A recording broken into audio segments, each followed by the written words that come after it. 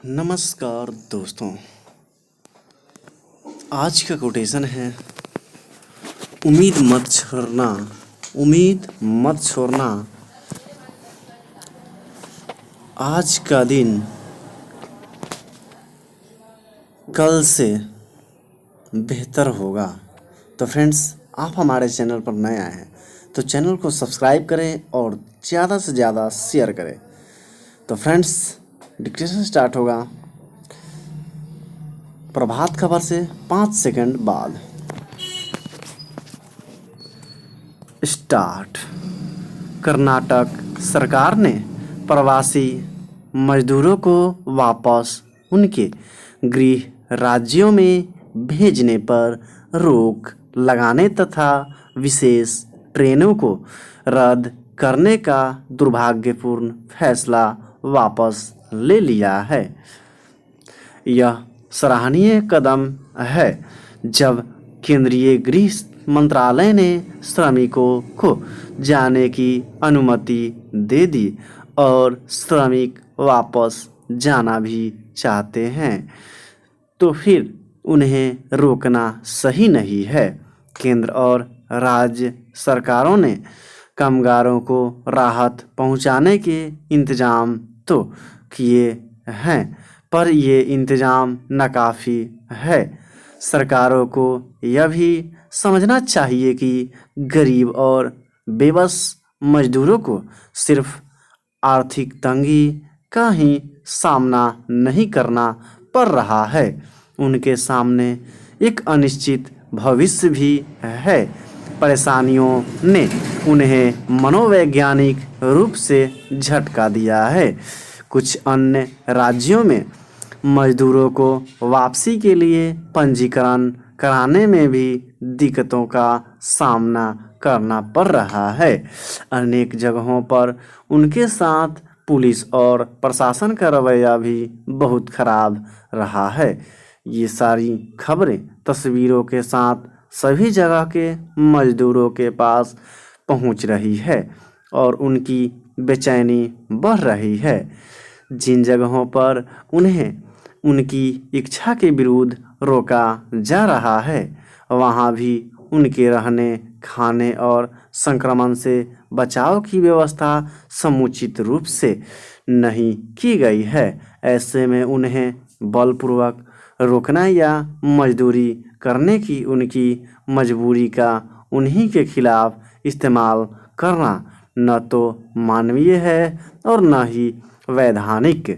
हमारे देश के लगभग 90% कामगार असंगठित क्षेत्र में कार्यरत हैं और इनमें से बहुत बड़ी संख्या ऐसे लोगों की है जो दूसरे राज्यों के गांवों से आकर शहरों में काम करते हैं। असंगठित क्षेत्र में अनियमित और कम आमदनी के साथ सामाजिक सुरक्षा या अन्य भत्तों का अभाव भी होता है। ऐसे में कोई कारोबार या उद्योग जब बंद होता है तो कामगारों की रोजी रोटी का जरिया भी छिन जाता है। इसी वजह से लॉकडाउन के बाद से ही कई शहरों से भारी तादाद में कामगार अपने गांव लौट रहे हैं, क्योंकि शहरों में आर्थिक गतिविधियां ठप हैं और इन मजदूरों के लिए रोज़मर्रा का खर्चा चला पाना बेहद मुश्किल है। उनकी मजबूरी का अंदाज़ा इसी बात से लगाया जा सकता है कि बसों और ट्रेनों के नहीं चलने के कारण वे पैदल ही सैकड़ों किलोमीटर रात दिन चल रहे हैं। ध्यान रहे, कोरोना संकट के बाद जब आर्थिक गतिविधियों को फिर से सुचारू रूप से चलाना होगा तो इन्हीं मजदूरों की ज़रूरत पड़ेगी। ऐसे में उनके साथ किसी भी तरह की ज़्यादती भविष्य के लिए नकारात्मक हो सकती है। बहुत सारे मजदूर तो कहने भी लगे हैं कि ऐसे व्यवहार के बाद वे वापस उसी जगह काम के लिए नहीं लौटना चाहेंगे। ऐसा नहीं होना चाहिए। सरकारों को श्रमिकों के साथ जिम्मेदारी और सहानुभूति का बर्ताव करना चाहिए तथा राहत पहुंचाने और संक्रमण की जांच करने की व्यवस्था बेहतर करने पर ध्यान केंद्रित करना चाहिए। स्टॉप। तो फ्रेंड्स, अब डिक्टेशन स्टार्ट होगा हिंदुस्तान पेपर से। तो फ्रेंड्स,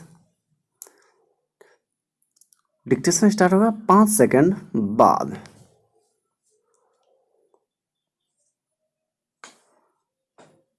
स्टार्ट।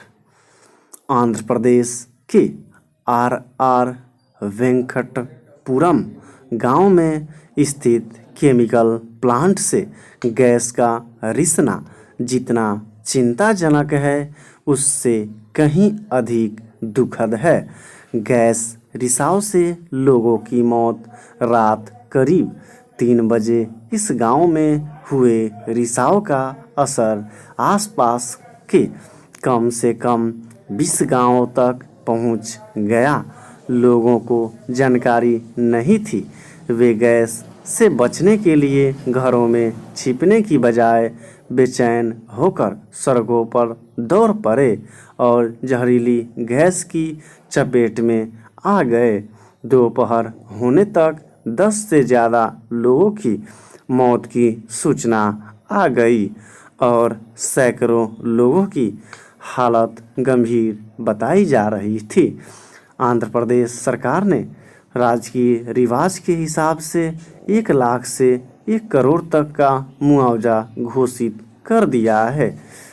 बचाव के तमाम इंतजाम किए जा रहे हैं। आपदा प्रबंधन की टीमें तैनात कर दी गई हैं और शाम होने से पहले ही गैस के खतरे को पूरी तरह काबू में कर लिया गया है। इस हादसे पर प्रधानमंत्री सहित अनेक विदेशी नेताओं ने भी दुख जताया है।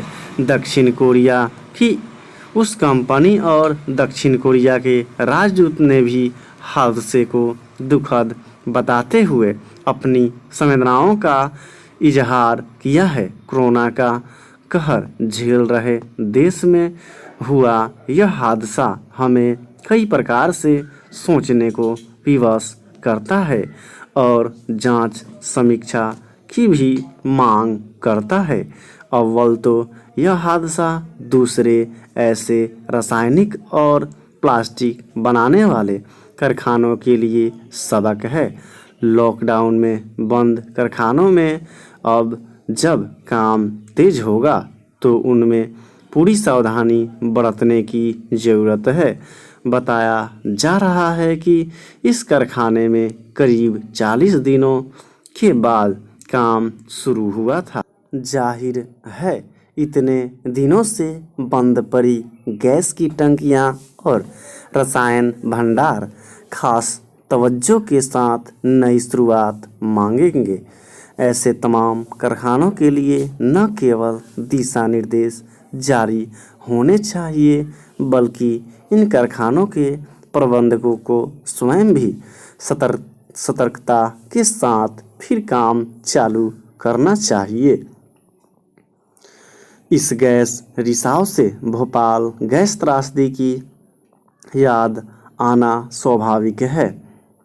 लगभग 36 साल पहले हुआ वह हादसा लोगों की दिमाग से निकला नहीं है, लेकिन जिस तरह की समझ और सावधानी उस हादसे के बाद से हमारे औद्योगिक व रिहायशी व्यवहार में आनी चाहिए थी वह नदारद है। क्या भोपाल त्रासदी के बाद तैयार किए गए तमाम बचाव या आपदा प्रबंधन के दिशा निर्देश हम भूल गए? क्या ऐसे जहरीले कारखानों के पास बसे लोगों को जागरूक या प्रशिक्षित नहीं किया जा रहा है? क्या ऐसे कारखानों के आसपास जागरूकता प्रयास केवल दिखावा हैं? डॉक्टर और विशेषज्ञ यह फिर याद दिला रहे हैं कि किसी गैस की दुर्गंध होने पर गीले कपड़े से नाक मुंह ढककर खिड़की दरवाजे बंद करके अपने घर में छिप जाना भी एक बुनियादी बचाव उपाय हो सकता है। अब नए सिरे से यह भी सुनिश्चित करना चाहिए कि ऐसे कारखाने आबादी के बीच न रहें। भोपाल स्थित यूनियन कार्बाइड का कारखाना भी पुराने शहरों के बीचों बीच स्थित था और त्रासदी की वजह बना था। यह हादसा भी हमें संकेत कर रहा है कि ऐसे कारखाने आबादी के बीच रहें तो कभी भी जानलेवा साबित हो सकते हैं। ऐसे कारखाने कहीं भी खोलने की बजाय एक निश्चित क्षेत्र में सुरक्षित ढंग से बनाए जाएं। सरकारों, कंपनियों और स्थानीय प्रशासन को यह सुनिश्चित करना होगा कि ऐसे हादसे देश में फिर कहीं न हो। स्टॉप। तो फ्रेंड्स, डिक्टेशन अच्छा लगे तो लाइक, शेयर और सब्सक्राइब करना ना भूलें। और तो फ्रेंड्स, ज़्यादा से ज़्यादा शेयर करें जिससे हमारा मोटिवेशनल बढ़े और आपको अच्छे से अच्छे वीडियोज़ प्रोवाइड करा सके। तो मिलते हैं नेक्स्ट वीडियो में, तब तक के लिए जय हिंद, जय भारत।